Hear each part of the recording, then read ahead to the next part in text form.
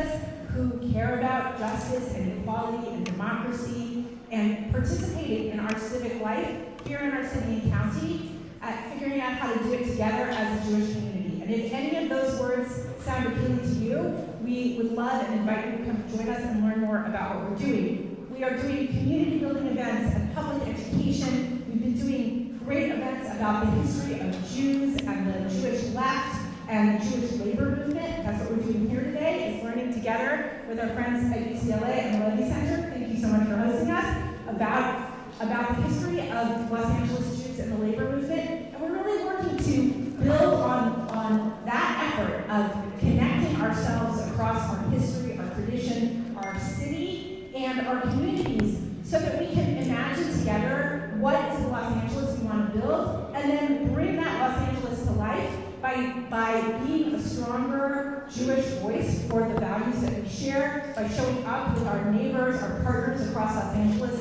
for the values that we care about, and turning those values into action priorities through our organizing and advocacy work. So we really hope you'll join us in those efforts. And I just want to thank our hosts and our panel. I think it's going to be a fascinating discussion. If you have anything you want to know about JPLA, come find me. Also, come find our board members who are here. There's a few. There's Aryeh, there's Rachel, there's also Sasha, who's one of our big lay leaders. So come and find us. We would love to talk to you about JPLA.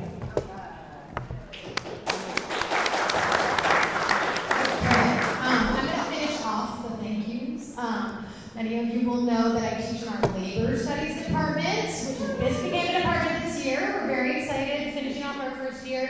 This event is actually part of our Labor Studies Now speaker series, which has been a really wonderful series of conversations. We're very honored to round out the year's programming there. For a decade before that, I worked at the Leve Center for Jewish Studies at UCLA, which is our main co-sponsor for this event. You can thank them for delicious food. And I want to start by thanking all the wonderful people who make this event come together. First and foremost, the Leve Center staff, Rena Chung, Vivian Hollenbeck, and David Wu. I want to thank Jessica Chung, our Labor Studies chair, and Marcos and Willa from our Aryeh communications team. Our Aryeh director, Toby Higbee, is here. Labor Center director, Salma Wahid, is here, and all my wonderful colleagues from the Aryeh. And of course, Aaron Greenberg and Rachel Sumac, who I pitched this idea 2 months ago, and so for several years before the pandemic, I had the honor of participating in the commemorations of Jewish American Heritage Month, which is May. We are currently in Jewish American Heritage Month, down at LA City Hall. And it was always a great opportunity to celebrate LA's Jewish history and promote civic engagement with our students and colleagues on campus. And I conceived of this event as a similar opportunity and wanted to collaborate with the folks at JPLA because they share these kind of civic-minded goals. My own research, as some of you will know, explores the Jewish labor movement in early 20th century Los Angeles. Short plug, my book, Yiddish and All Night Sunshine, is coming out in September. Stay tuned for that. And in some ways, this event was just a way for me to bring together these various conversations I've been having for many, many years. My thought was that by foregrounding Jews' relationship to the labor movement in the past, we might open up a broader conversation about the role of unions, the role of Jewish workers in those unions, and in our city's present and the future of our multiracial democracy. In my book, I trace a story that will be familiar to a lot of folks in this room. It's a journey of a cohort of young Jewish radicals as they moved from the borderlands of the Russian Empire to the borderlands of the American Southwest, offering a first-of-its-kind account of Eastern European Jewish immigration and Yiddish-based labor and left-wing organizing in Southern California. Many of the characters in the book brought with them previous experience in revolutionary movement against the Tsar and with unions in other cities in the U.S., and played vital roles in labor and left-wing organizing here in Southern California. Some did through unions with majority Jewish memberships, like the International Ladies Garment Workers Union. Others played leading roles in organizations in which Jews comprised a very small portion of the rank and file. But through their involvement, they helped improve wages and working conditions for thousands of people, to mitigate the gross economic and racial inequities of their times, and along with other immigrant workers, expand the meaning of citizenship. Oh, now I gotta do page turn. I anticipate this narrative of Ashkenazi Jewish history will be familiar to many of you. Now, I will say there's a lot of book you won't be familiar with. Buy your copy today. But just to say that the role of Jews in the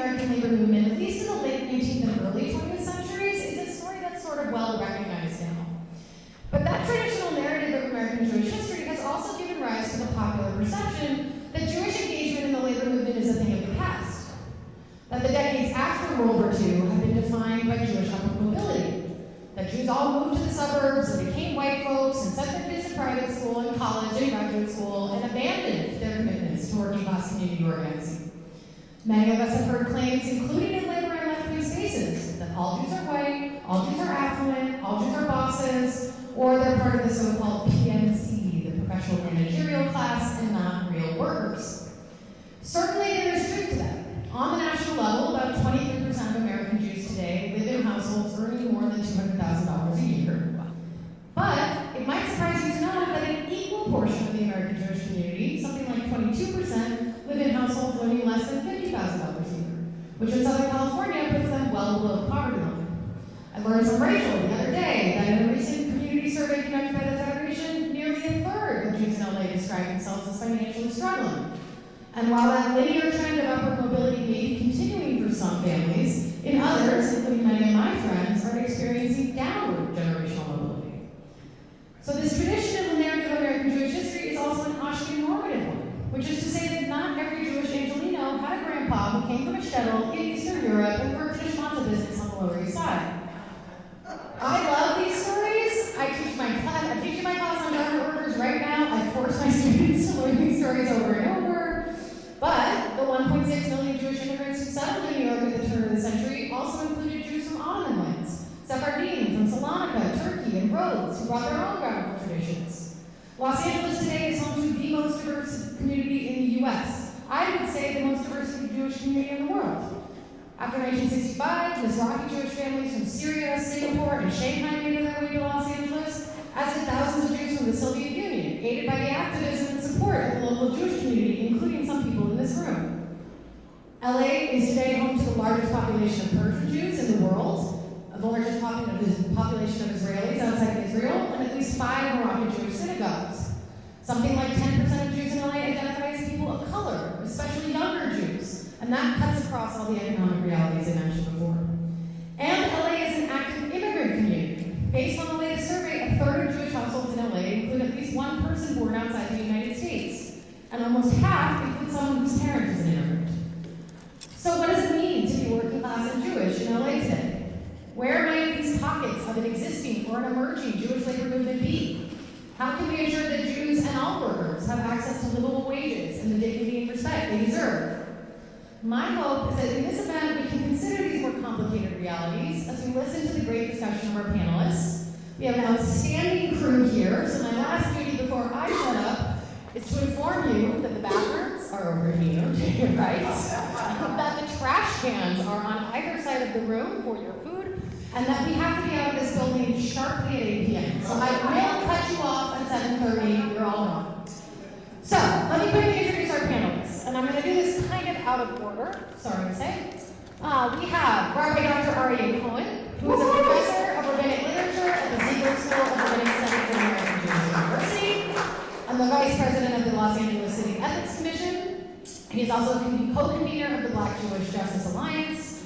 Aryeh served as the first interfaith advisory board to the LA District Attorney under George Gascon. He is the author of Justice in the City, an argument from the sources of rabbinic Judaism, and his writing has been published in various scholarly publications, including, and also the LA Times, the LA Progressive, Religion Dispatches, The Forward, Tikkun, and elsewhere. He is also a poet and a wonderful safety lead if you're ever going to have a protest. Barron-Jones works at United Food and Commercial Workers, UFCW Local 770. And I will take this opportunity to say they have an action running right now, and you should grab a flyer. They are calling on folks. Maybe Maya, you can plug that later.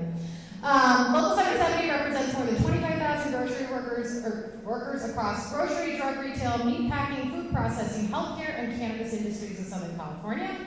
Over the past 8 years, she's held multiple roles in Local 770, from strategic research and representation to field operations and administration, building campaigns, rooted in worker power. Maya also serves on the Los Angeles Executive Board of APALA, the Asian Pacific American Labor Alliance, helping to advance equity and solidarity across the labor movement. This building has a role in APALA's history, and so it's a really cool thing to have you here.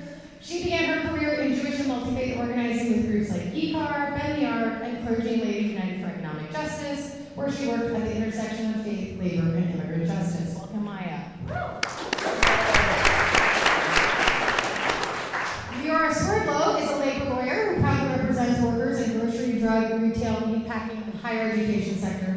across California.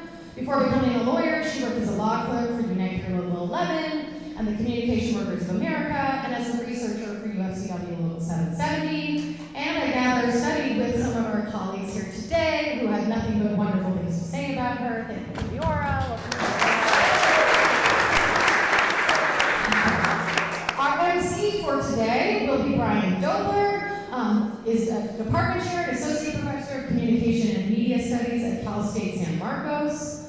Dr. Dolber's first book, Media and Culture in the U.S. Jewish Labor Movement, Sweating for Democracy in the Interwar Period, examines the centrality of newspapers, radio, and educational programs within Jewish working class organizations to the emergence of the New Deal order. More recently, his scholarship has focused on the gig economy, platform labor, and rideshare drivers organizing efforts across Los Angeles. Shout out to Rideshare Drivers United, who just won their union in Massachusetts. Dr. Goldberg has been the staff at several unions, is an active member of the California Faculty Association and AAUP, the American Association of University Professors, and has served as the president of the Jewish Faculty and Staff Association on his campus. We got Dr. Brian. And last but not least, someone who probably doesn't need an introduction to most folks in this room is Jackie Goldberg. Jackie began her long career as a public servant as a teacher in Compton, where she was active in her union. She then read for LAUSD board in 1983, a time when California's per pupil spending had dropped to 49th in the nation, compounding the already disparate impacts of deindustrialization, racial segregation, and civic neglect in working class communities. Throughout her career, she fought relentlessly to improve the quality of public education in our state, and to expand and equalize funding for our community schools, and to defend the educators who make those schools run, for which I am truly grateful.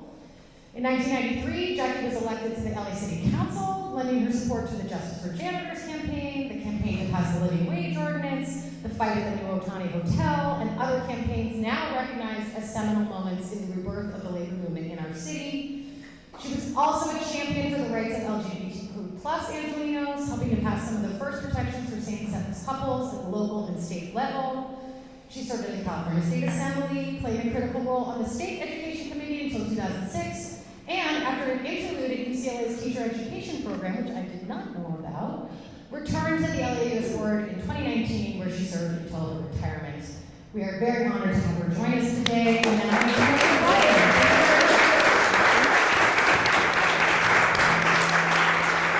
And just like my second period class, the first 3 rows are empty.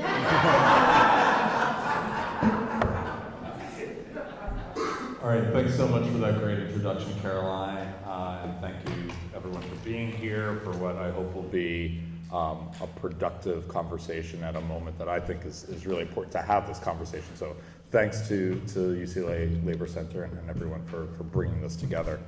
I think, to add to some of the comments that were already made, I think that this is particularly important because with all of the complexities that Caroline just outlined, we are in a moment of, I'll say, fascisms globally, and that historically has always had particular implications for both labor and for Jews. And so I think we need to think about how those things are operating in this particular moment, and I hope that this can be a productive space to build strategies through our conversation. So first I want to start with something I guess that's maybe feels kind of basic, being at the Labor Center, but I think it's a useful starting point. And that's a question, why are unions important? And why are they particularly important from a Jewish perspective? And I'll say Jewish perspective in the broadest sense. So I want people to feel free to think about however they see Jewishness and its connections to labor. Feel free to riff. So we'll have, I think, maybe 2 panelists to each question. Hopefully, after 10 minutes or 12 minutes, we'll move on, so that I want to make sure that we have time to go through all the questions and then to open things up for more dialogue. So anyone want to chime in? Why are unions important? Everybody's looking this way, okay.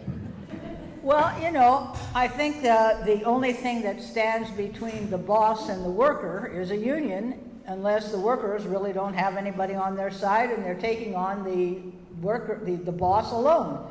And it's very clear that if you take on the boss alone, the chances of success are very small. And if you get success, it's individual anyway. It was just for you, not for everybody else. I actually had an employer once tell me that he wished there were more like me. And I said, well, gee, I don't know what that means exactly. But what he was trying to say is, well, you deserve it, but the others don't. And that really was his attitude, You deserve it, but the others won't. And what this is about understanding the nature of a union as a community. You know, one of the things that I see as a high school teacher, which I was for 20 years, more than 20 years, is that a lot of kids, even then and today, feel very disconnected from society. And being in a union connects people to society, connects them to their co-workers, it connects them to each other. It tells them that they are not alone when they are not happy with certain things that are happening at their place of employment. And they're able to do something because if there's collective activity, if they do it together, if they become a community, so that if you talk to most people who've been active in their unions, they will tell you it is a part of who they consider their community. It's not just the job. And that's why I think the Jewishness part of it for me always came through, because I grew up with tzaddik as the notion in our family. Justice, justice, justice, justice. Tzaddik, tzaddik, tzaddik. And then later I found out that I had to put money into it because there was a little can that had tzaddik on it. I didn't get that part of it exactly. But the point of justice, justice, justice is a part of my involvement in unions, because it's clearly unjust to have someone with all the power who makes all the decisions decide the working conditions for people who work for their whole lives. And most of us work for our whole lives. I retired in 2024 and I was 80 something years old already. So people work a long time, but if you are not in some kind of organization, the boss got you. And if you're looking for tzaddik, if you're looking for justice, which is what my family was all about, we talked about justice in a variety of ways. We didn't always agree, but it was okay too. But justice was a part of me deciding that that was an important part for me to be in a union and to take involvement in a union. So much so that my first job, which was in Harvey, Illinois, they didn't really have a union. They had an organization they called a union, but the union was only the administrators and the teachers, and the administrators ran the union. So I refused to join it. For the entire school year, my name was published on the bulletin saying we would have 100% in our union if Jackie Goldberg would only sign up. I never did. What I did is I joined the AFT nationally because we didn't have a local. But the point is that a union was a part of what I needed to be a part of from the very first time I had a job as a teacher. And that's still true today. I think, though, that the idea of justice is what motivated me to feel so important about a union, and then having been in one and seen the effect of having a community of workers, a community of people sharing the same issues, well, that changed my life forever.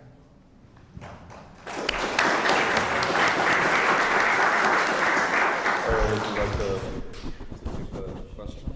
Sure. Is this on? It's this way. We share one. It's a sharing thing. It's a sharing. It's hard to follow the rabbi. So,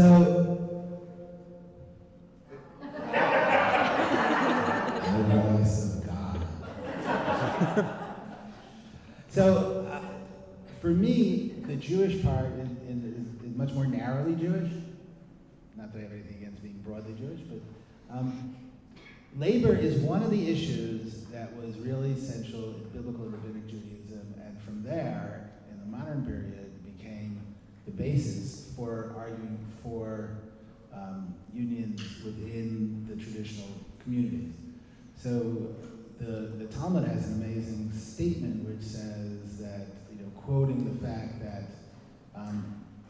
supporting the fact that a worker is allowed to leave his job in the middle of the day, worker and not a slave, and basing it in a verse which says, Avadaihem, they are my servants, meaning God's servants, and not Avadim la'avadim, they are not slaves to slaves. So people are not, so therefore nobody has a right to own another person. There are a lot of problematics with that because you think that then the rabbinic tradition would be abolitionist vis-a-vis slavery, and it wasn't. But at least in terms of workers, they drew a very bright distinction between work and slave labor. And there are a lot of ways in which this unfolds in terms of withholding wages. They compared withholding wages to murder in terms of being able to set wages and prices in a town. So if a guild set prices and wages in town and somebody did not pay those prices and their wages, they were punished by the town. So this is the basis for, once in the 19th century, unions started to become a thing, and there was a lot of opposition to it because people here know more than I do, know this much better than I do, but contracting and individual contracting versus group contracting, that employers push back, and there is a debate within the tradition, within Jewish law, about whether or not you're allowed to stop somebody from making money. Right? So those who were against unions, who were against organizing, said that a union stops the boss from making money. And the answer was no. The answer was basically, they were quoting Jackie, you can't leave a worker out by themselves unprotected. So therefore, I'll read in a minute, I'm going to quote something from one of the Sephardi chief rabbis of Israel, who says this exact thing. You can't leave them out. And then furthermore, it's not only wages, it's also the recognition.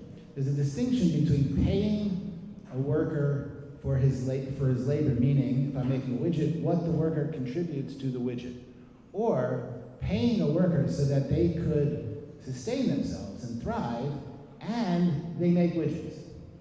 And the latter is the way the rabbis understood labor, in that you have to pay a person. So if a person works for a whole day, and at the end of the day, there's a case in the Talmud, at the end of the day, they were schlepping wine casks from one place to another.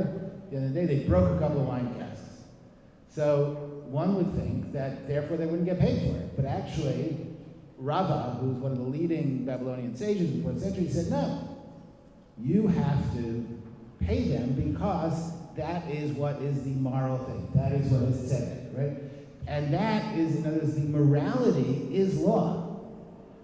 It's not something outside of law, but the morality is law, right? And so I just want to, I don't want to take all the time, but I just want to read two short things from my book, to be perfectly self-aware.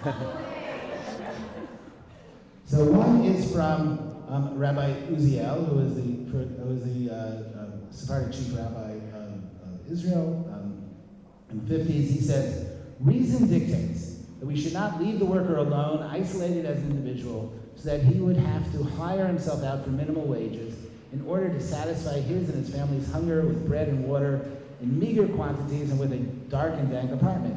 In order to protect himself, the law gave him the legal right to organize and to create regulations for his fellows for the fair and equitable division of labor amongst them and the attaining of dignified treatment and appropriate payment for his work so that he might support his family at the same standard of living as other residents of the city. And more succinctly, Rabbi Moshe Feinstein in 1951, when answering the question of whether or not unions were permitted in Jewish law, says, I do not see any possibility of their being forbidden. The opposite is the case. Right? So this is, and there's a whole thing, maybe we'll get into it later, about the history of labor, but Rabbi Moshe Feinstein lived on Lower East Side, 2 blocks away from, his yeshiva was on Lower East Side, 2 blocks away from the Forward, and there was a cafeteria in between where everybody, both from the yeshiva and from the Forward, which was a socialist magazine, socialist newspaper, all had lunch.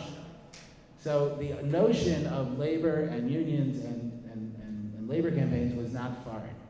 I'll stop there. Thanks.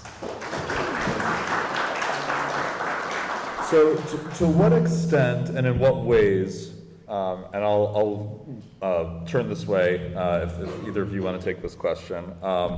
To what extent and in what ways has your involvement in labor been shaped by Jewishness?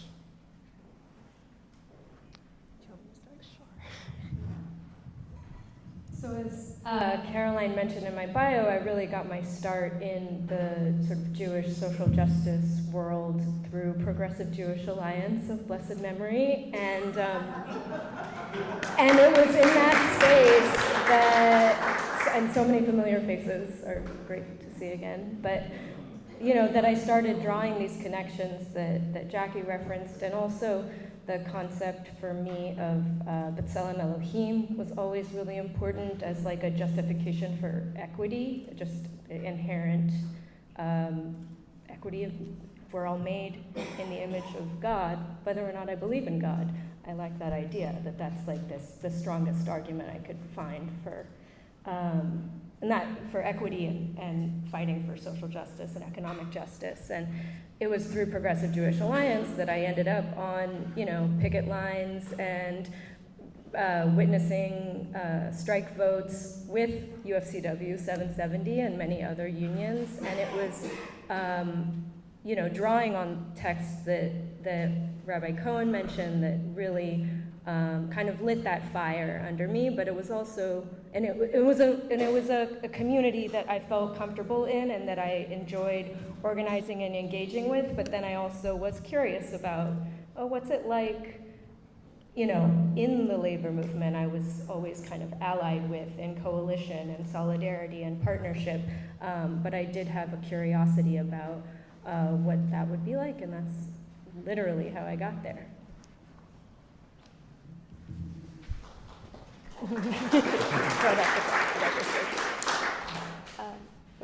Can you hear? Is this good? Okay.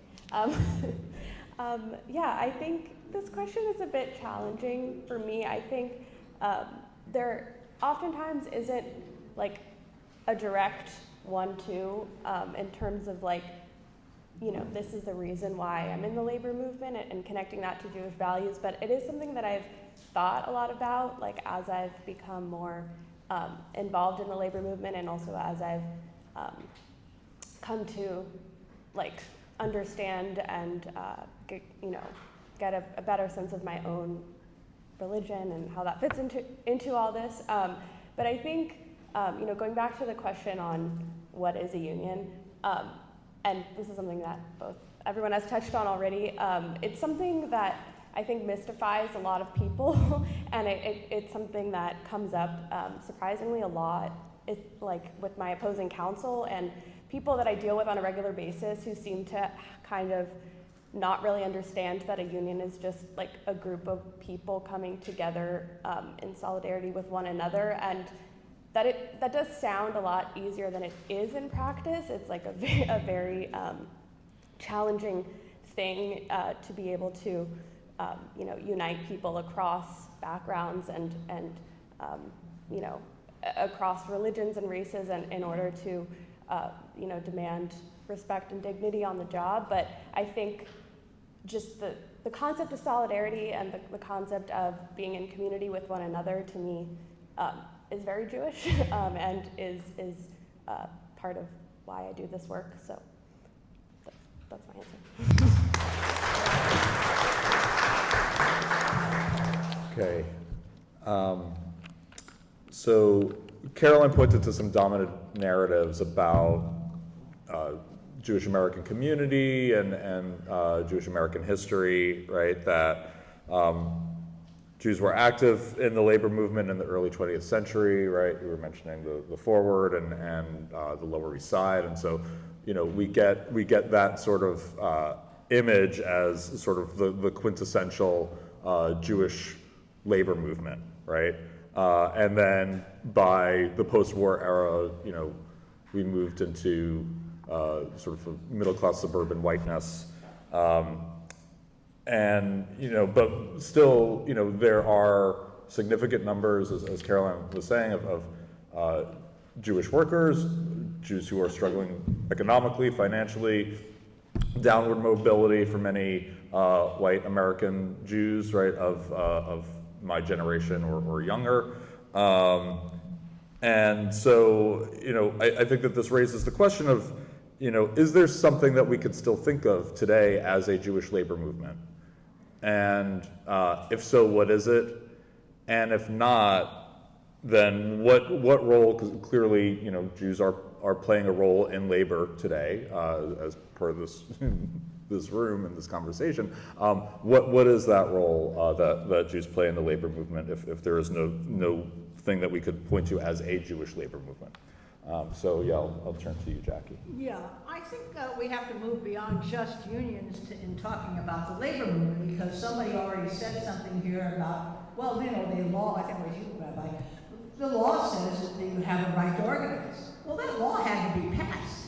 There are states in this country right now, today, 2026, where you can't organize a union legally, where you can't particularly organize a union if it's a public worker, because public workers are not allowed to be in a union. And there are some states that have laws that say, well, you can be in the union, but you can't strike.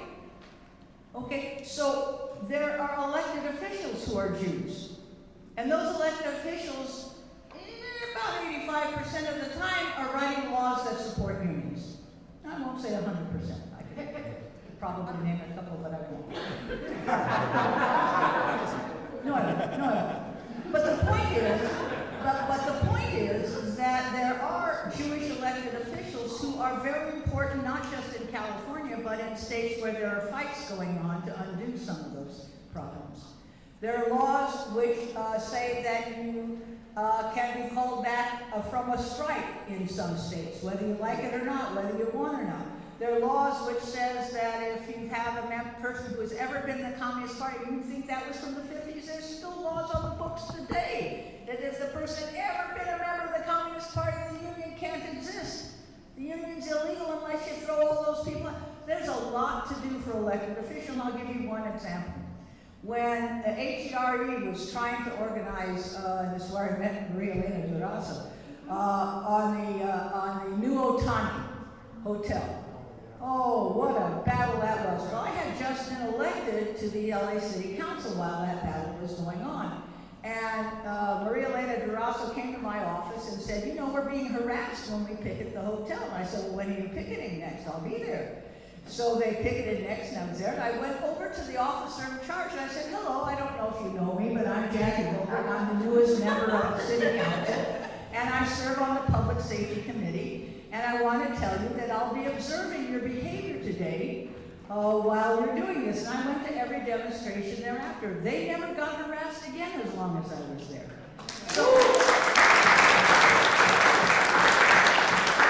there are many ways that people who are Jewish and who have this notion of justice can be helping people who are trying to organize or have organized or want to organize or want to get the restrictions taken away.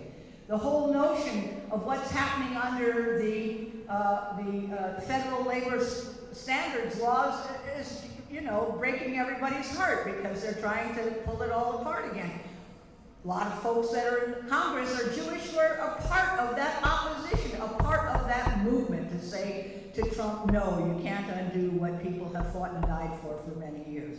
So there are also unions that have still a lot of Jews in them, which includes the teachers union, which includes a lot of unions that are now starting up with graduate students in graduate schools, and there's union organizing going on in California and other places, in universities and community colleges. And again, a lot of the folks that are there are Jewish and are participating and have the same connection that I feel about that community, about not taking all these issues on as an individual. So I would say, yes, there is a Jewish labor movement. It just looks different. It sounds different. It has some similar allies, but some new allies, and has a different role to play in some places and the same role to play in others. So I think it's very much still here. So I'm gonna pick up on that, but on kind of the clergy side. I learned 20 years ago, from Alexia Salvatierra, who was the first ED of CLU, an amazing organizer, that clergy have a moral voice, which growing up in the Jewish tradition, growing up in the Jewish community, we didn't really think of rabbis as having moral voices. We thought of rabbis as droning on Saturdays and saying things. You know, of course, we all knew the picture of Heschel and King, but, you know, on a daily basis. And she taught me that despite the fact that I actually represented all the people who could fit into my office, which was a very small office, when you speak outside in the public, people hear rabbi, or priest, or minister, or reverend, etc. They see a tradition from it. So through her, I started going on picket lines, going on delegations to hotel managers, and sitting in on observing negotiations. I remember one time we were observing negotiations at Unite here, and the lawyer for the other side was Jewish, unsurprisingly, and he came over beforehand, was schmoozing, telling me about how he was the president of his synagogue, and was like, you know, as if we're on the same team. But we might pray together, but we're definitely not on the same team, right? And it's so important. I think it's like, as Jackie was saying, there's so much more than, I am kind of a member of a union, kind of, because I was a member of a union from one of the jobs I had and kept paying dues, but it's also a Jew, more or less as a nonprofit service worker, so it's more or less a Jewish union. But even as a non-union member, there's lots to do for unions. There's lots to do to support unions, whether it's legislation, or I think the clergy's major role is to say, and this is what I said at that observation, the clergy's major role is to say, this is not a private closed meeting. This is a meeting between workers and management and the community. And we're here observing for the community. We want to tell you that you cannot do whatever you want to your workers just because you think that you have more power than them, because the community has more power than you.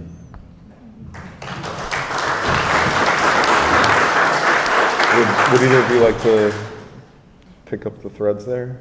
Well, just I wanted to add that I don't necessarily think there needs to be a singular or should be a singular Jewish labor movement, and that at this point, one of the joys of being part of the labor movement, which includes worker centers and new organizing, is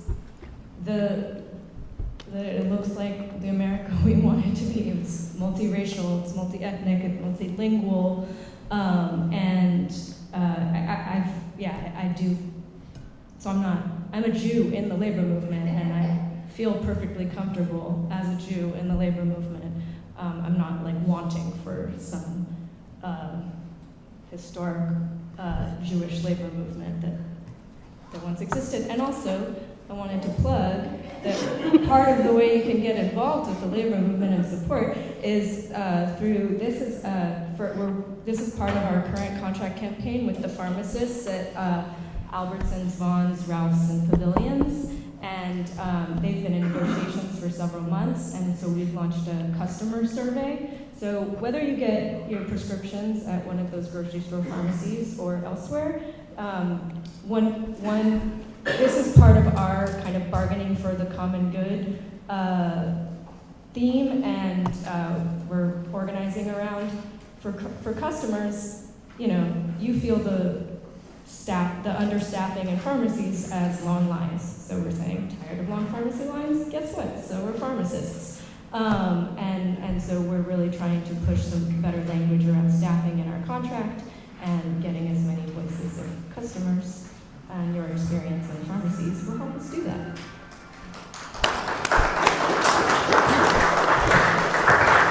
Okay. So I don't think it's controversial to say that rising tides of fascism and Christian nationalism place Jewish communities and labor in a very precarious position. So this raises all kinds of difficult questions about the role of labor in challenging anti-Semitism. So, to kind of pick up some of the threads from the conversation, I think, in pointing to unions like UFCW, unions like Unite Here, the diversity of the working class community here in Los Angeles, and the ways that Jewish labor activists and advocates kind of are alongside, in solidarity with those organizing efforts and are part of those unions. In what ways is Jewishness understood by our comrades? And how is it understood within conversations that emerge in progressive left spaces about race, ethnicity, other forms of marginalization? Where does conversations about anti-Semitism and Jewishness fit within that? So I'll leave that to whoever wants to pick it up. Nobody's rushing.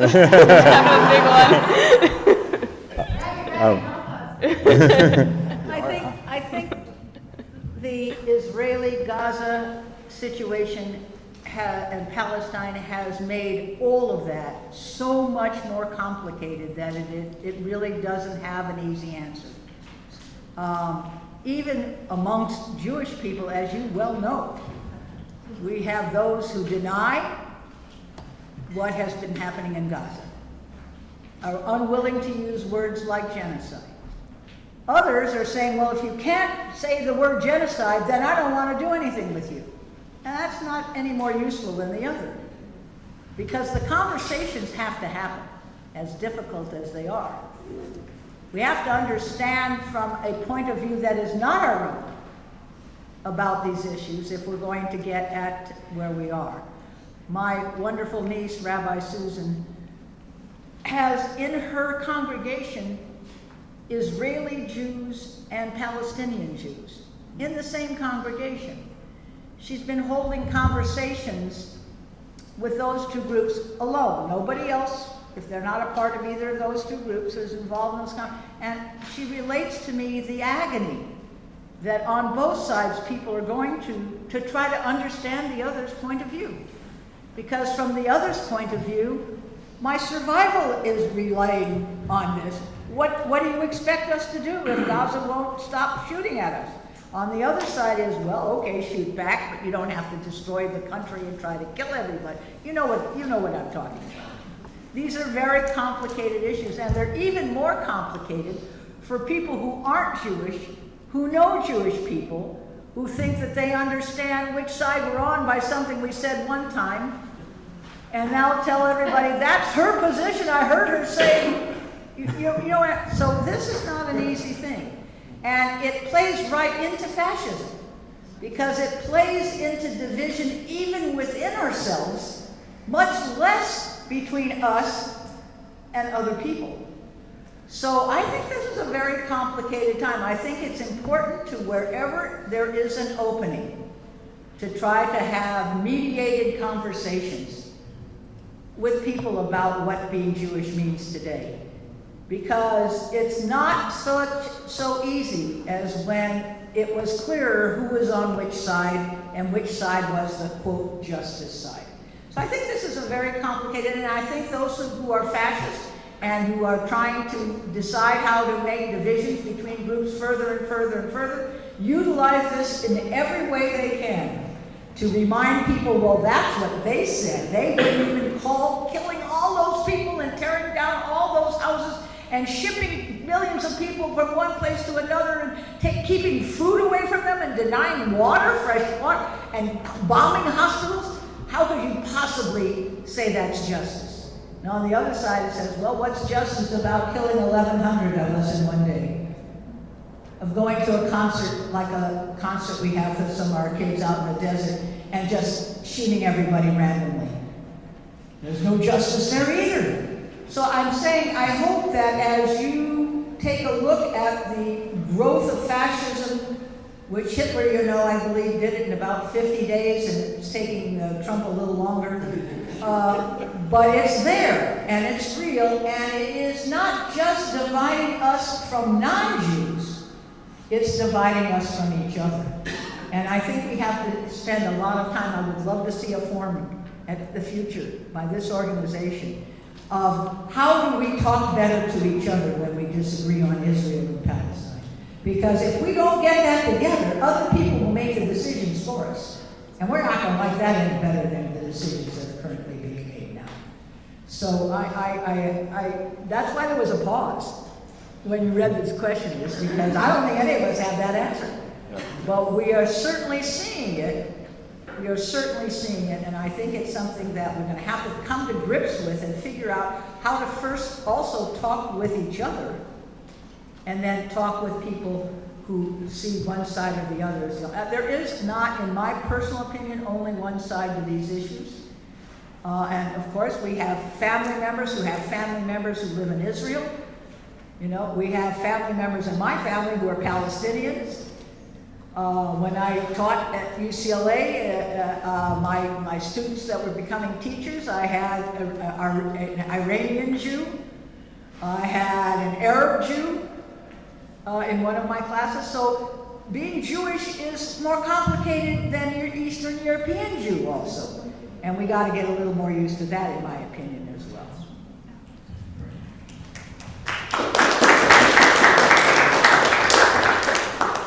So I basically agree with everything Jackie said, which is unsurprising. But I do want to add one thing. The collateral damage of the lack of the ability to have conversations about Israel-Palestine has eaten into other movements on the left. Right? Just because there's a genocide in Palestine, that just because is not a real just because, but still, LAPD is killing black and brown people. Right? Still, there's a campaign towards fascism in this country to deny the vote. Still, there's not enough health care. Still, there's a prison system, a carceral system, which is oppressive and awful. And the problem is that for a long time, it's kind of getting back on course now, I think, but for a long time, the only issue that people wanted, that all organizations, no matter what their mission was, no matter what their core mission was, wanted to talk about was Gaza. And understandably, I mean, something awful was happening there. But that gave, it's kind of like when the National Guard and Marines came to Los Angeles. It was, thank you. It was after the invasion, it was so awful that people started thinking that the LAPD was okay. No, the LAPD wasn't okay. Right? The LAPD wasn't helping us. The LAPD was helping the National Guard and Marines. Karen Bass was saying that the LAPD wasn't helping the National Guard and Marines, but for those of us who were on the street, that wasn't the story. So, the problem is that, you know, the drinking from a fire hydrant metaphor is that there's so many awful things happening at the same time that if we take our eyes, if we only focus on one, right? If we only focus on one thing, then we miss all these other things that are happening, right? Farm workers are not getting better because we're screaming about Israel-Palestine, et cetera and so forth. You get the point. So I think that that's one of the problems that we have. Now I do think that, I agree with Jackie, we have to start talking to each other better. This is work that has to be done within the Jewish community, it has to be done within the Palestinian community, and it has to be done with everybody, right? Because this is not just a Jewish and Palestinian issue. The United States supplies most of the weaponry. They actually supply most of the weaponry to both sides, so they get it to Hamas in circuitous ways. But the United States is responsible for a lot that's going on, both in Gaza and in Lebanon, et cetera and so forth, definitely in Iran. So this is not just a Jewish and Palestinian issue. We have to really come together and talk about the issues and not talk about the distractions. Thanks. So I want to think a little bit about some of the framing that Caroline gave in thinking about the kinds of spaces where we do see Jewish workers and you know, particularly in the Los Angeles context, I think, you know, two sites come to mind as, you know, education and higher education, and also the culture industries, you know, where, you know, there are Jewish union members, right, in spaces that are not necessarily always thought of as working class spaces. And I think in those industries, we're seeing particularly Jewish workers being, made to take on the burden of, this conflict that, and I'm cautious about using the term conflict as well, but to take on the burden of the historical events that are unfolding and answer for them in particular ways, in a space like, I think as we've acknowledged, that like is not always understood. Can anybody kind of speak to ways that maybe you've experienced that, and perhaps, and maybe this is too difficult a conversation to have right now, but like even in the spaces of being a worker within labor, right, as a union staff person, because these fights are happening. I am experiencing them, and I don't particularly want to go into specific details right now, but I am experiencing them within my own union right now. And so I'm curious if others are seeing that, feeling that, and in what ways, we might address them.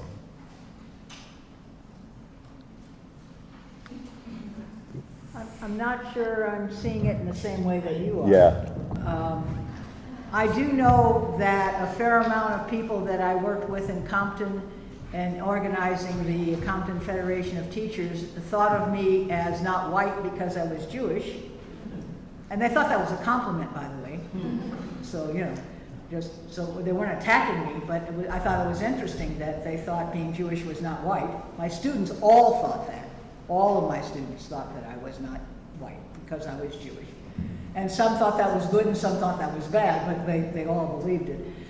I think there's, a lot of people, being Jewish is so difficult for a lot of people because in some ways, quote, you're born into it, whereas other religions you're not necessarily born into. There are some people who are Jewish who say they have no faith in God and they're atheists and they've always been atheists. And there are a lot of people I know that are Christian, call themselves Christians, not Christian nationalists, just believe in God through a different faith, who don't understand how anybody can be Jewish and not believe in God. So we're very complicated. But we are, if you think about it. I remember, we're very complicated. You not only have the Orthodox and the Conservative and the Reform and the Reconstructionists, you could go through it, and if you try to, and I have tried to explain the differences to other people, they have no idea how that could possibly all of you call yourself Jews. So it is complicated, and it is complicated. It's then useful as a tool against you, because they pick the piece of it that they don't like to say that that's what you are. Okay, and that's what's happening. It's not that they're trying to say it just because it's different than any other group, particularly that we have in common grounds with a lot of other people. There are other groups like us. I'm not saying we're all that unique. If you take a look at many of the various groups, just take a look at the Sunni and the talk about two groups that consider themselves identically involved with Islam, and they at war with each other. So it's not like we're unique in this.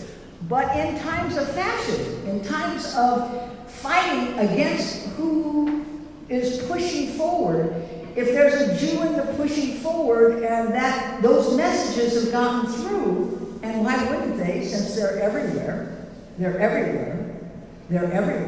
there is, in my humble belief, a notion of a white America very prevalent in many parts of this country, a white Christian America, with African Americans being sent to Africa and Jews being killed.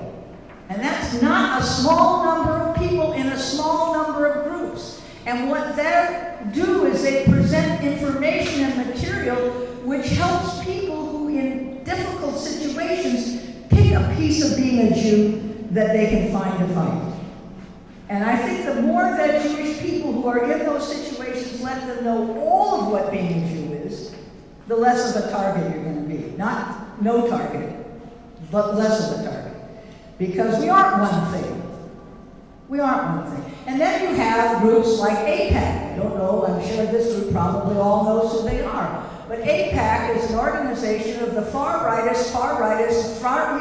Netanyahu right, who raise tons of money and try to knock out candidates unless they pledge themselves to support Israel, regardless of what Israel ever does. We just had a fight in the California legislature, which I lost, which I'm not there anymore, but I was in the fight, in which they sided with AIPAC in saying that it's anti-Semitic if you don't support Israel's position. That's not anti-Semitism. But if you push that hard enough, people believe that it is. I've been called an anti-Semitic Jew all of my adult life. All of my adult life. And that's because I often take positions that other Jewish people don't like. Thanks, Jackie.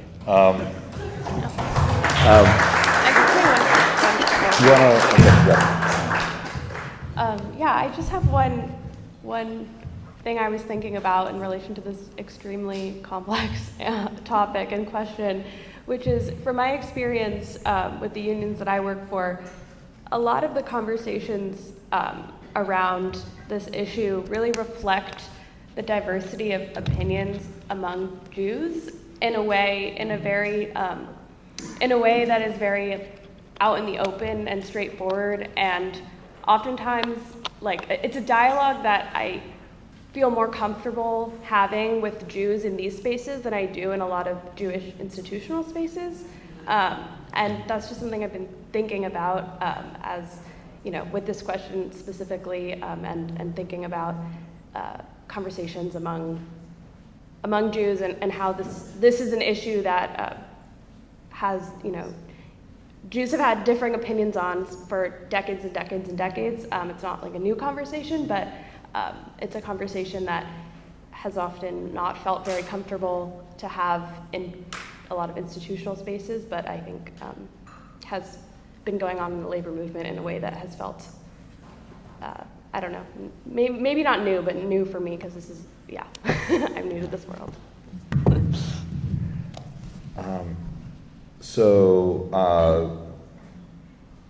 What role can labor play in combating anti-Semitism? And I'm thinking about the kinds of multiracial, multi-ethnic coalitions that people have been mentioning, you know, just the idea of worker organizing as kind of a bulwark against corporate greed and its attempts to consolidate political power, that, you know, in the ways that anti-Semitism gets used in those endeavors. And in what ways is labor being harmed by anti-Semitism or the weaponization of anti-Semitism right now?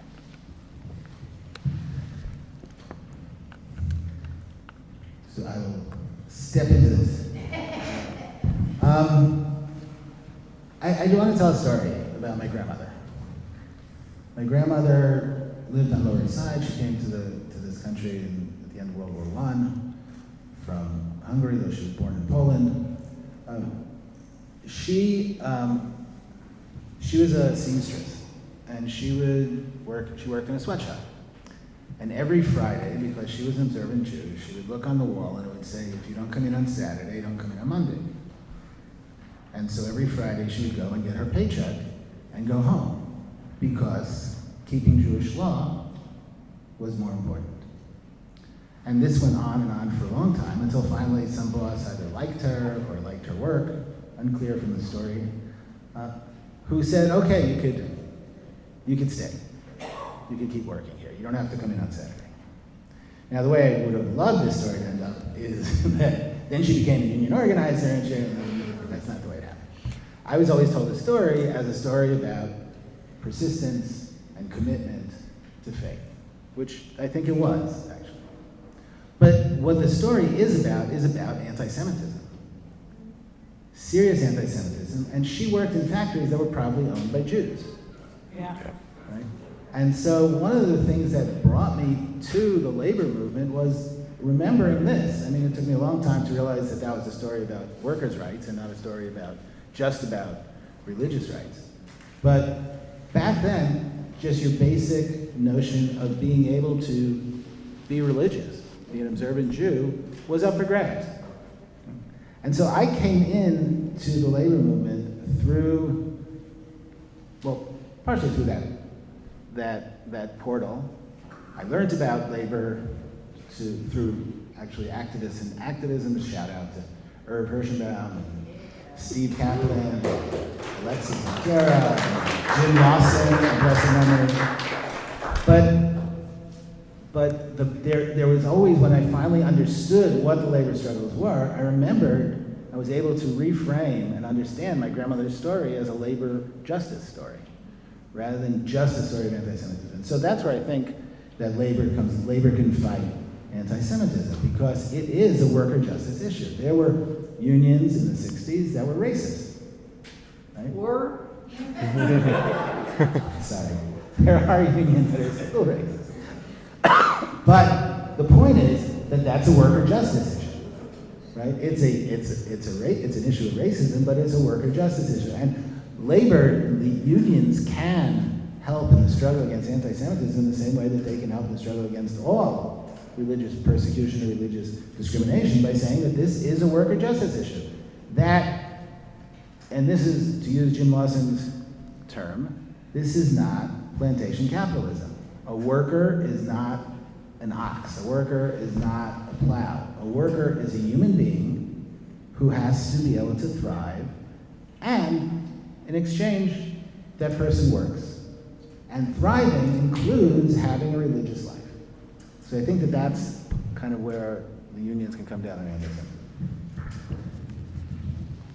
Anyone else want to offer some thoughts?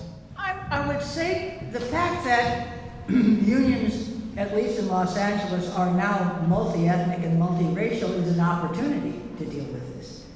Because it isn't just Jews who are feeling it. There are Latinos who, of course, we know what's happening in the Latino community. You're afraid to go to work, you're afraid to go to the store, and you've lived here your whole life, and you're still afraid, you know? And certainly we know what's happening to African Americans nationally in our country, where the Supreme Court of the United States says, well, who the hell cares whether black people vote or have representation?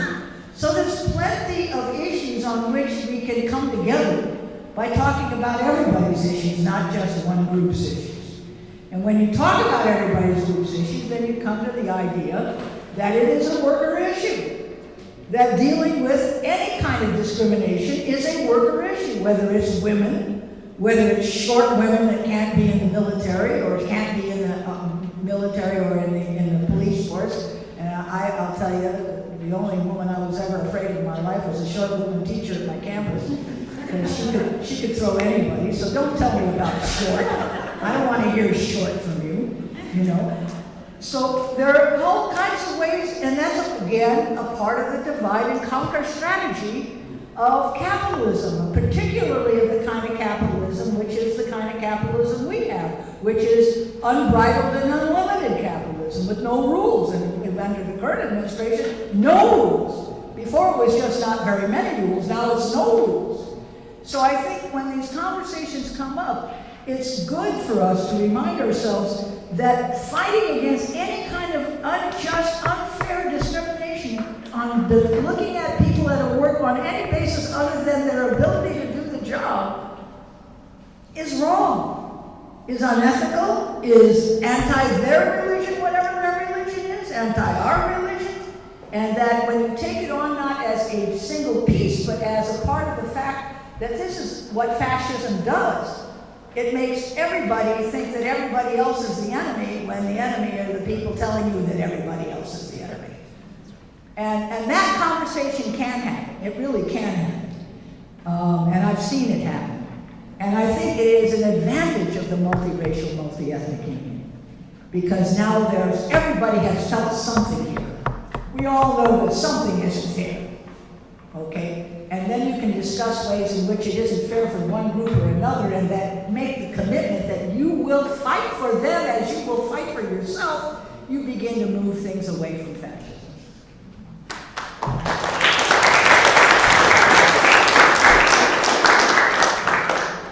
So I think that's a good time to transition to opening discussion up a bit. I'm gonna opt for dealer's choice. Sorry, taking this away. Something that came up, I was thinking about this when you were speaking, Leora. How can we bring labor into Jewish institutional spaces? When I read Dick Gillette's autobiography, one of the other founders of Clue, he talked about organizing the Episcopal Church to start paying all the little old ladies who clean the church a living wage, and how hard that was. I have also, in my time in LA, met folks trying to unionize the Jewish Federation. Yeah. So I wonder, maybe I'll put this question to our young folks at the end of the panel first. I wonder if you all could speak a little bit about ways that we can organize, bring labor and labor values into Jewish community life. If you have any thoughts about that, other than handing out flyers. And I'm going to take this microphone and bring it around. Well, my first thought was labor in the pulpit because of my Clue days. Yeah, Oh. tell us about labor in the pulpit. My first Maybe thought some folks was here want to bringing, invite. I believe Clue still runs labor in the pulpits around, especially Labor Day, but sometimes they're campaign days where you actually bring workers' voices into faith communities to speak directly about whatever campaign they're doing right now or whatever issue they want to shine a light on, and it's a really powerful moment to, center workers' voices in our most sacred spaces. I've not heard. I've been out of the organized Jewish community for a minute, so I didn't know there were whispers of organizing the Federation. But anyway, I should probably not say that. There's a lot of question marks on people. Okay, let's see. Could I add something to that? Yeah, go ahead.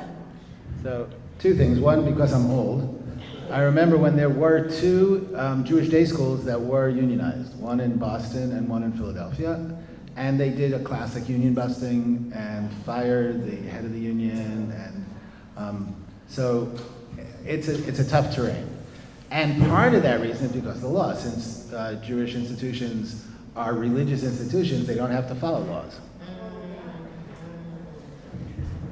And Someone wrote that legislation. And Caroline, can we maybe do you do the thing, I'll just bring it back. Cool. Yeah. So why don't we do 3 questions at a time, and then the panelists can weigh in on whichever questions they want, and that'll just give us as many options to kind of. Okay. Back to front to back. Let's do front to back. Oh, we had 1, 2. Go ahead, Paul. Yeah, I'm not sure where to start, but I'd say 20 years ago or so, generally Jews seem well respected. Certainly in the legislature, I thought about creating a Jewish caucus, and in 2006, I didn't do it because there was so much support and there really seemed to be no need. Now there is a Jewish caucus in the legislature because times have changed.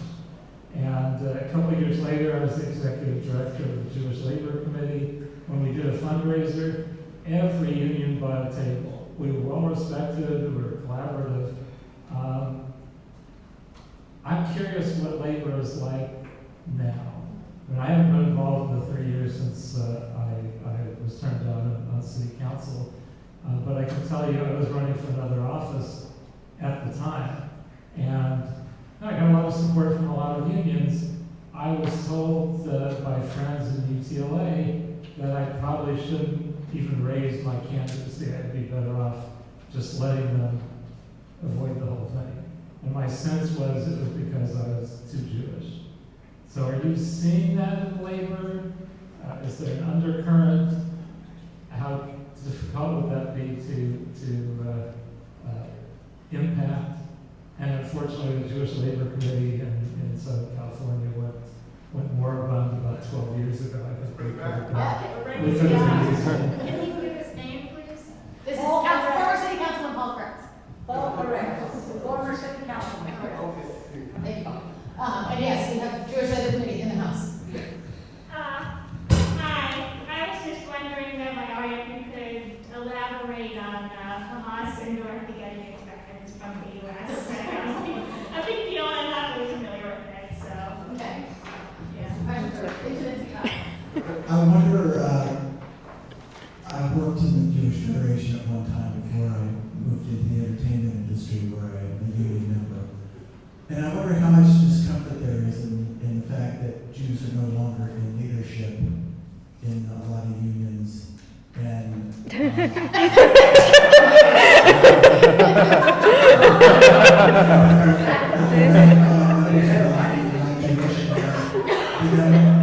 organization in the unions and passing on leadership makes Jews nervous because, for example, I know the teachers union passed some kind of a resolution supporting Palestinians over Israel, but nobody's saying that they shouldn't get Jewish holidays off or that we should be teaching more Christianity. Nobody's talking about taking rights away for Jews, and I'm wondering why everybody considers this anti-Semitic when there's no attack on Jews being Jews. So I'll just say I would qualify everyone.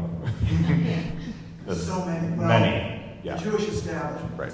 Right. Okay. Well, can I just say one thing? You want more? Or you Yeah. want So like, I think there's a lot right there, and so yeah, I'll open it up for those who were so moved by any of the three questions to try to address them. Just one fact check. Yeah. Sorry, one fact check is the president of my local is a Jewish woman who's sitting right behind you. So I don't notice a lack of Jewish leadership in the labor movement. But that's my personal experience. Yes, she was. She was. Yeah. No. But I'm providing. You provided a generalization, and I'm providing a counterexample. That's all. Well, also, Barron-Jones has been president of the UFCW for A million years. Yeah. a millennium. But so workers don't care what you are, what color you are, what religion you are. They care what side you are. There you go. So to answer Leona's question, the United States doesn't supply directly Hamas with weapons, but they get them via being captured from Israel, being on the black market. Israeli soldiers, before October 7th, perhaps still sold them to Israeli criminal elements, as it were, sold them off of bases to Hamas or Hamas-based people. Thank you. Fascinating. Well. I think also a lot of it is, again, reflecting the national news media. The national news media made the only issue that you should ever talk about is Israel, Palestine, and Gaza. There's no other issue to talk about, certainly not Lebanon and the incursions by Israel in Lebanon. You can hardly find a story about that. But you can find a lot of stories about the October 7th, which there should be. 1,100 people dead in one night, almost all of them civilians. On the other hand, the response was not only inappropriate, but beyond anybody's wildest imagination as to what another country would do to another people, at least my imagination. So, and then to call it genocide, which I think is exactly what it is, but that's a tough word for a lot of people. They just saw it as Israel responding to a terrible tragedy in Israel. Once that becomes the talk of the national news, it infuses all of us. So then it goes to the labor union, or it goes to your church or your synagogue. And it becomes a controversy where maybe there wouldn't have been a controversy if it hadn't been the kind of national attention that Trump gave to it, for example, and to his desire to call everybody an anti-Semite, when in my opinion he's the most anti-Semitic person I've ever met in my life. So he calls everybody an anti-Semite in order to raise the idea that everybody's against Jews when everybody wasn't against Jews, as a matter of fact. And then they wonder, why wasn't I against Jews? Maybe I should have been all along, because everybody else is. You know what I mean? I think we sometimes just get stuck because it was an important issue. It still is an important issue. Will remain an important issue, in my opinion, until there's a two-state solution. It will never end until then. It will never end until then. And the bad guys will always win because they got more guns. And so this isn't going to be easy, but it'll infuse all of our lives. And it'll become an issue where it really wasn't an issue for many organizations and groups. That's my view anyway. I'd love to know. More left? Yeah. One more left? All right. Thanks. My name is Aryeh of the Executive Director of the Jewish Labor Committee in Nashville. I looked over here from the other coast. We have this fantastic presentation. So I want to thank all of you and the people who organized it. But I'd like to throw a few things in, not exactly answers, but to add to the mix of what you all have said. I think there is no longer a Jewish labor movement, but there obviously is a Jewish labor phenomenon. That is, historically, the people who were active in the labor movement as Jews were there as part of a movement. They might have been connected to 1 or 2 or 3 different organizations, read 1 or 2 or 3 different Yiddish newspapers, went to different bungalow colonies that were Jewish labor bungalow colonies. That hasn't been the case since the 1960s. And I'm from New York, so I have a different perspective than over here, but I think what I'm saying rings true. But all of the people, or many of the people in this room, who are active in the labor movement and are Jews, are part of a Jewish labor phenomenon, as it was and is Fran Drescher, and Jolie Fisher, and Gabriel Carteris, and Helen Manheim. The speaker on the end added something which I think is really important, that is the issue of answering your question of how can we inject more consciousness of the importance of unions and labor movement to the organized Jewish community. Well, you mentioned labor on the pulpit. I would say labor on the bimah. That is, we have organized around the country and reached out to rabbis, and amazingly, some of them have said, yes, we'll talk about the importance of Jewish tradition, texts, history, their grandparents, and what's going on today. And I think more can be done here locally. And there are many congregations, there are rabbis by the Los Angeles who speak about labor on the Shabbos before, Shabbat before, or after Labor Day. More can be done to get people, clergy to do that, and also union members who would be willing to speak at a congregation, Jewish or non-Jewish. I would say non-Jewish would be equally important, to explain why this is important today and tomorrow. And I'd be glad to discuss any of this with people later, just to plant some seeds, because everybody's in, and also Jewish self-identity is very complicated, even within families. My sister and I have a very different sense of what it means to be Jew or Jewish. So just imagine that there are many union leaders who, when they hear Jews say, I feel upset about something, whether it's anti-Semitic or whether it's insensitivity or something, a number of union leaders, and I've heard this from union members, are less sensitive to it because they don't think Jews are really oppressed or aggrieved correctly or appropriately with legitimacy. This is Jewish American Heritage Month. It's also Asian American Pacific Islanders Heritage Month. It's also Labor History Month. If you look at unions' Facebook pages or other organizations within the labor movement, they have picture after picture after picture, which is great, and a storyline of somebody of the various ethnicities they're connected to, but not Jews. They'll say, great, Jewish American Heritage Month, thanks for your contributions, and that's it. That goes to the AFL-CIO, but you know, you can see. So there are complexities within our own union locals. We'd say, maybe recognize Jewish American Heritage Month. You know, you have a little bit less than a year, so get ready for the next one. But we're here too, either as individuals or as groups or as a phenomenon. And we can and should be recognized. And that's totally appropriate. Really, it's George Bush's fault that they're the same month, just so you know.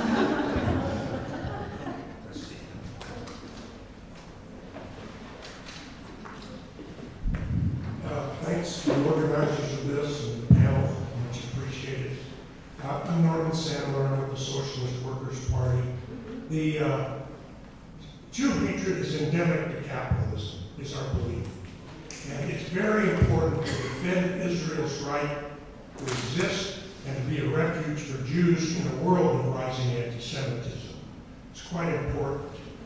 Our party believes that anti-Semitism will be with us for a long time until capitalism is overturned, because it's built into the fiber of the world capitalist system.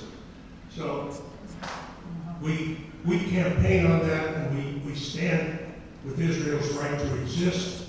And I do believe, contrary to what the government says, that the U.S. government doesn't give a damn about the Jews. That they talk a good game, but they don't give a damn about the Jews. And the greatest threat is to ignore the real threats to Israel in that part of the world. Hamas is rearming because Trump says don't do any more Israel. Hezbollah is lobbing missiles into northern Israel constantly. So anyway, I don't want to go on, but That's a good idea. thank you. Next space. This is the right space. All right, let's go. Last over here. Okay. Hi, my name is Rabbi. I am not a Jew, actually, but I am a supporter of Jews. My question is related to Aryeh's question, and unfortunately it seems to be more small-minded. My question is, where are the Jews in the entertainment industry in the labor movement?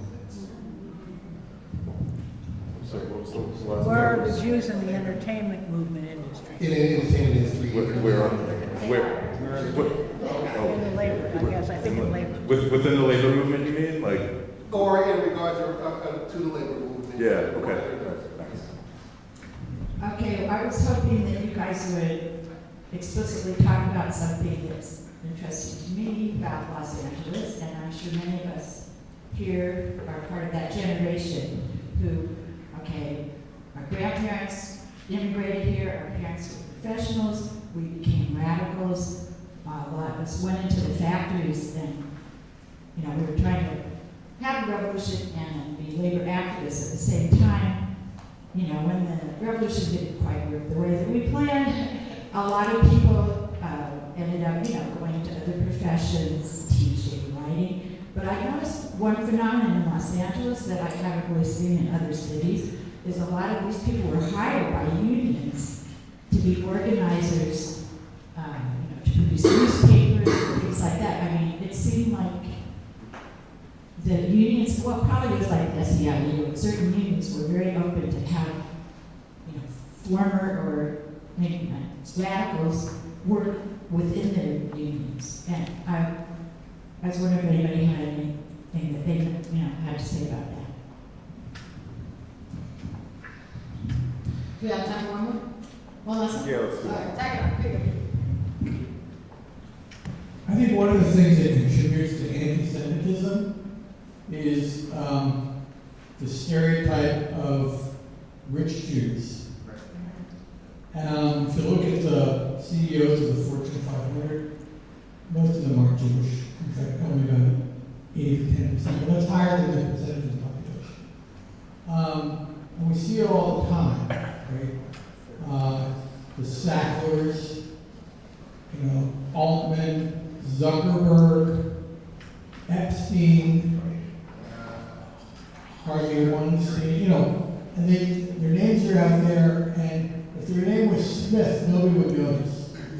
But if it's Weinstein or it's Zuckerberg, people say, oh, that's a Jew. Before, I won't go on much longer, but before I came to LA, I lived in Boston, and the worst slumlord in Boston was not only a Jew but Orthodox, but we owned a couple thousand units. And so a group similar to the Jewish Partnership for LA in Boston, this is 40 years ago, we organized a campaign as Jews against the Jewish slumlord. And we brought him to the Beit Din, the Orthodox court. And the Beit Din, much to our surprise, ruled in our favor and said he had to live in one of the slums for a month. And if you look at who the power structure is, the corporate power structure in LA, where the rich people don't live. And that some of the worst landlords and some of the worst employers, unfortunately, there are too many Jews. The Jewish progressive movement in LA that I was talking about started with the Jewish Commission Against Sweatshops. And they got disbanded in part because the Jewish establishment made threats on them. So I think one good campaign, or an ongoing set of campaigns for this organization, is to have Jews identify the worst slumlords. Like Douglas Emmett was another word that kicked 500 tenants out of the building on Wilshire 2 years ago, and other employers, and say that they're shiners. We don't approve of them, and we're Jews. And I think that would help show the diversity of opinion within the Jewish community, and it would probably create some tension in the Jewish establishment about why, and we'd all be called anti-Semites for doing this, because we're pointing out bad Jews. But I just think that one way of dealing with anti-Semitism is to acknowledge that there are some Jews who are on the wrong side, and we need to call them out. It's not here a question in any of those, but I want to make sure our speakers get the last word here, and then I'll maybe go to Rachel, and then we'll close ourselves out. Yeah? So speakers, whatever you want to say. All of us together have a minute. You gotta have a minute. I think this has been a wonderfully exciting evening for me. I hope it was for all of you as well. I've learned a great deal. But I think that one of the things that we just have to keep holding on to is that anti-Semitism is real, that it is coming back in greater amounts publicly, that it is being okayed to be publicly anti-Semitic, and that the excuse is Israel and Gaza. For some, that's the sort of the left anti-Semites. For the right anti-Semites, it's because either we own everything and we're controlling all the wealth of society, or we're part of the communist Jewish conspiracy. And I don't know both. I often, as a kid, couldn't figure out how we could do both. Be the bankers and the communists at the same time. This was very confusing to me as a child. So I think it's not unimportant to say that it's real. For the first time in a very, very, very, very long time, I thought about, will there be any trouble tonight coming to a Jewish public meeting? I never used to worry about that. But certainly seeing synagogues bombed and people beaten up for being Jewish, we have to think about all of that. This is a troubled time. But it is a time where groups like this, the partnership, the committee, the labor committee, where all these kinds of organizations are necessary, need to grow, need to reach out to younger people. We're too old, too many old people here. No offense to the old people, I'm one of them. But there are too many old people here. We need to be wondering where all the young people are. I'm thrilled that they're here on the end of this. We kept them separated. But we need to find ways to be useful to the young folks who are doing the organizing now. We need to say, if you need us for reasons that we are, a lot of us, retired, hallelujah, I've got time, you need my help in anything, you just give me a call. And I think we all need to be saying that now. It's time for everybody to say, if you need my help, give me a call. I'm not actually personally involved right now. Who has the mailing list for this group here? Oh, somebody has. So you have it for the committee. There should be now a place where younger Jewish organizers can say in a publication, I need some of you to do the following things. You need to be able to call upon us. We are a resource. I'm tired of watching television. I finally got through about 10 of the books that I hadn't been able to read while I was in office, and now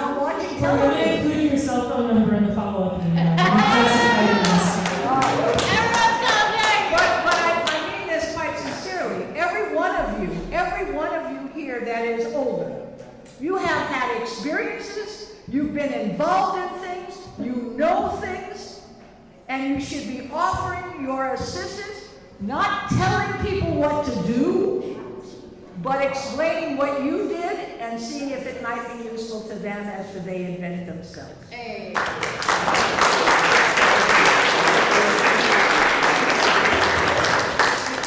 So they told me that oldness was not contagious, but we wanted to keep the separation going.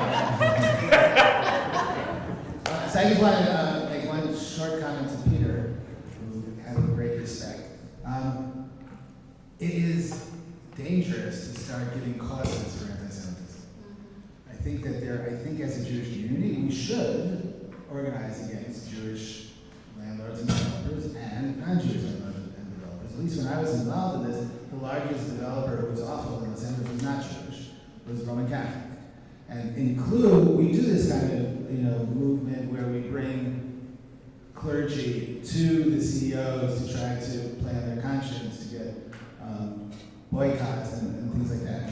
But I do think it's dangerous to think that there is a reason for anti-Semitism. The reason for anti-Semitism is hatred.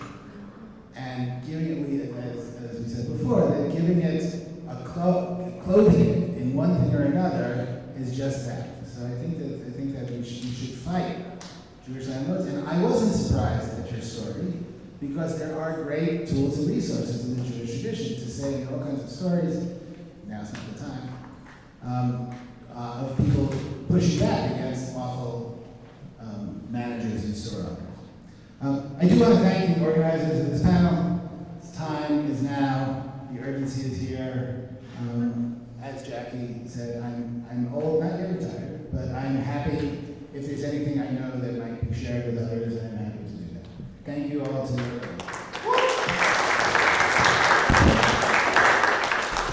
I just want to pick up a couple of threads. There was a question about Jewish membership in the creative industries and those unions. And somebody did mention Fran Drescher earlier. So I want to say the just outgoing president of SAG-AFTRA is someone that I would say is iconically Jewish, right? But in terms of the labor movement, and particularly the labor movement in Los Angeles, I think the unions like SAG-AFTRA, the Writers Guild, occupy a large space in the sort of national conversations about labor in some ways, even though they're not talked about as labor. So when the writers and the actors went on strike 3 years ago, that was probably the biggest news story about a union taking action, because people couldn't watch Netflix anymore. And it was a Jewish, elected leader who led that strike. That said, I think a lot of times when we talk about the labor movement, those types of jobs, are not visible to what we think about as labor. And so the places where we often do see a lot of Jewish membership, I think we could go on and on thinking, historically about why Jews have been situated into different kinds of occupations. But I think it's always been in spaces that have not been considered productive labor, right? Whether it's the garment industry, which was considered light industry, or we're talking about education, we're talking about media. These are forms of work that are kind of considered not as much work as other kinds of work. And there's a form of anti-Semitism that's taking place there. So on the one hand, I think there are unions that could do better articulating themselves to the struggles of all workers, particularly in this city, but I think that there's also ways that we need to broaden what we think about as work and as labor and as the labor movement. And this has been a good conversation also, so thank you everybody for being here. Ladies, last words? I'm grateful for the burgeoning Jewish Partnership for Los Angeles. Yay!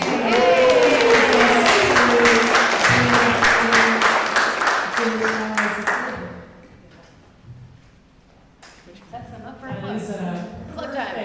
Thank you very much. Something that emerged in this conversation was non-Jews don't know about Jews, and that is one of the goals of JPLA, to really educate non-Jews on the left, people that we hang out with, not just on bagels and lox, But like, what does it mean to, what is Passover? It's a tradition of liberation. You have a massive annual Passover Seder where nearly half the people who attend are not Jews, right? City council members who attend the first ever Passover Seder because we invited them, they felt safe to come. So if you're interested in helping to bridge that gap, JPLA is built to be a home for you. And we really do need to be out of this building at 8 o'clock. So, what we're gonna do now is everyone's gonna do some work. We're gonna clean up after ourselves. We are not gonna leave it.